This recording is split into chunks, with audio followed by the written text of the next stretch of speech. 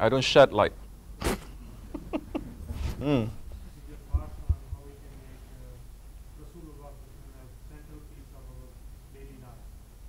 Yes. Yeah. The Holy Prophet ﷺ brought a lifestyle. He did not bring just one book that he put under his arm and spread it out to people and say, now take this book and run. He brought a lifestyle. And he has inheritors. In one hadith, the Sharif is saying, I'm going to go, but I'm going to leave you two things. One is the Quran, the word of Allah, and the other is my sunnah. Hold them, never let go, and you'll be in safety. In another hadith, in another situation, he's saying, I left you two things, the Quran Karim and my Ahlul Bayt. Hold on to them, and you'll find safety. And my Ahlul Bayt, the other ones, like the ark, the ship of Nuh alayhi salam. Find them, be with them, they'll bring you to safety. You want to make Prophet central in your life? Find someone who is representing that Prophet alayhi salam. You don't know that Prophet. We don't know. 1400, you think we know? Just opening Kitab, we're going to read. Just opening Google and Yahoo, we're going to read. We're going to know that Prophet alayhi salam. He has inheritors. 124,000 prophets, they came from the time of Adam alayhi salam to Prophet ﷺ, 124,000. From the time of the Holy Prophet ﷺ, there were 124,000 Sahabis.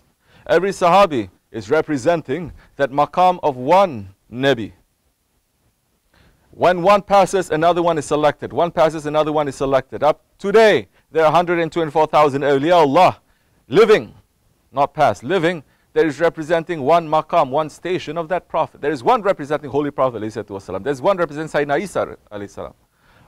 There must be always. That's the only reason why this whole thing is not caving in. This world is not being destroyed. These are the kutubs. These are the mountains that pins this world into place. You remove the pins, everything is going to fall. You remove the awliya Allah, those who are remembering Allah. That's when Qiyamah is going to happen. You want to make it center? Don't make it center according to your own ideas. Follow someone. You're asking me. I'm saying it 1400 years. That protocol has never changed because Holy Prophet ﷺ is saying 73 groups in Islam. They will split into 73 groups. He says 72 of them, they are wrong. One, they are correct. And they asked him, which group is that, Ya Rasulullah? He's saying, those who are following my sunnat and the sunnat of my Sahabe Kiram. Meaning his sunnat, the sunnat of the Ahlul Bayt, the sunnat of the Sahabe Kiram, and the sunnat of the Tabi'in, the sunnat of the Tabi'in, the sunnat of those ones who follow the Tabi'in. There is a protocol, there is a chain, unbroken. Otherwise, it's a dead religion. Islam is not a dead religion. It's a living religion. It's not something that people can just make up. Holy Prophet ﷺ is Hazir and Nazir. He is present and is always giving warning. Quran Karim is saying, and we have chosen, Laqad Ja'akum, that ayat, we have chosen one from amongst you, from inside of you. He is Rauf and Rahim. He's always saying, Ummati, Ummati. Are we saying, Ya Rasulullah? They're even saying, don't say Ya Rasulullah. That is shirk. In the tomb, Rawza Sharif of the Prophet ﷺ, used to be Allah and Muhammad ﷺ. They used to make a carving. Ottomans, they did that. That's why they hate the Ottomans. Allah and Muhammad, but it's made from gold. Though they cannot destroy the whole thing, they change it, they cut a little bit here and there. They say Allah Majid. Who doesn't love the Prophet? So many people, they don't. There are groups that did not love the Prophet when Holy Prophet ﷺ was alive. There are groups belonging to other faiths also. Holy Prophet was born, they were zeroing in to kill him. Who kills the prophets? So why are Muslims continuing this tradition of killing prophets? Or killing his love? Or destroying those whom he loved? Or wanting to even explode his maqam, his tomb? Those who have lineage with those who hate the Holy Prophet ﷺ. Yes, the two horns of shaitan coming out of Najd. You know this? So, you want to be united? Unite under Holy Prophet ﷺ, not under your own ego. Because he came as Rahmatul lil Alameen to unite everyone. Allah is saying, you want to come to me, unite under him, not outside of him. You start doing that, you're going to break. Fitna is going to enter. There must be. You want to make him to be center. That's why Allah subhanahu wa ta'ala, he's saying, make everyone to remember him. But he sent prophets to make us to remember him. He could easily not send prophets and just send a book and just say, you follow me, everyone to follow individually. But he sent prophets. There is a protocol. Because now, prophets from us, Allah is subhanahu wa ta'ala. Allah is Jalla Jalalahu. We cannot even come close to him. When Musa alayhi salam, on the mountain of Tur, he wanted to see Allah. Allah says, you cannot see me, ya Musa. It says, but I'm going to show you a little bit of what it is you cannot bear. He did not speak directly to Allah. There was a sound that came out from a burning bush. It was not the sound of Allah. It was a sound. But he conversed with Allah. For that reason, we're saying it's Kalimullah. Holy Prophet ﷺ, oh, he was 2 bowls length or even closer to Allah. Understand their maqams now. So, Musa alayhi salam is saying, Ya Rabbi, I want to see you. He says, all right, then look in that mountain. He looked. And you know there are 4 archangels carrying the throne, the arsh of Allah. Okay? Which that throne is not Allah. It's not Allah's throne. Allah, astaghfirullah, cannot be confined to space. He's not going to sit there for the throne. But they were carrying the throne of Allah.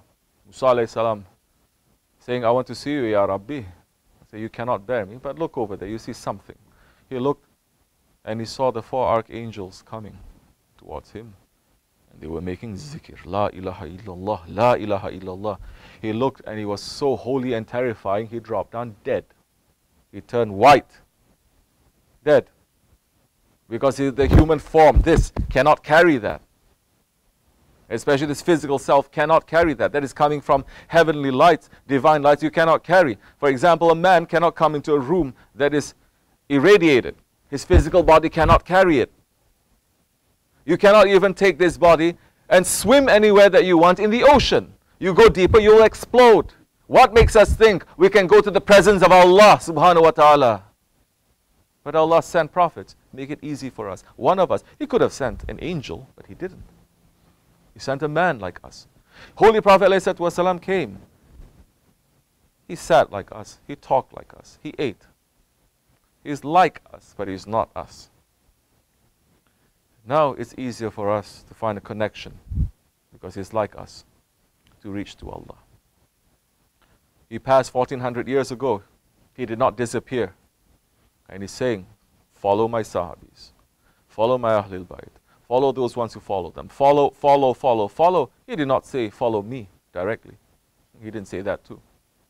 So, you want to make the life of the Prophet ﷺ be central in your life. The love to be central in your life. Find someone. That time, that person can prescribe for you. Otherwise, you can say that, oh, I love him so much, I don't want to follow, but you're going to get so much confusion. You're going to say, what do I do like this? What do I do like that? Because there is no real connection to someone who's saying, take my hand, I will lead you to him. You cannot go by yourself. So, to put the love of the Holy Prophet ﷺ, that's why the tariqats they are there for. The turuks, the Sufi orders they are there for. They're teaching nothing but the lifestyle and the love of the Holy Prophet ﷺ. And there's a time when those ones, they look at the Holy Prophet ﷺ, they're reminded of Allah. And those ones who look at the Sahabe Kiram, who had seen the Holy Prophet ﷺ, they say, you remind us of the Prophet. And it continues, and it continues. That is the law of nature. That is divine protocol. It will never change. Inshallah Rahman. So be in holy associations. Find, doesn't matter who it is, find one guide. Even if that one is not too good, because you are sincere, Allah will remove him and place a better one for you. Don't be proud to say, I'm not. I'm going to find the perfect Shaykh for me to go. Are you perfect? You're going to go what you can afford, no? You say, I want the perfect doctor, but you can't afford it. Tough. You got to go to someone that you can afford. Maybe that time, through his connections, he'll say, go to this one, go to this one, go to this one, and you'll find safety. Better. Otherwise, it's not going to be too easy. Long road ahead of us. Tariqat, yes, teach us a seriousness. Because Islam is not a game. It's not a game. Our existence in this life is not a game. It's not to make social network, to eat and to drink, to work from 9 to 5, to procreate, have houses, and after that we die, we finish. That is not the reason of our creation. We're going to lose a lot that time in the future. Have it.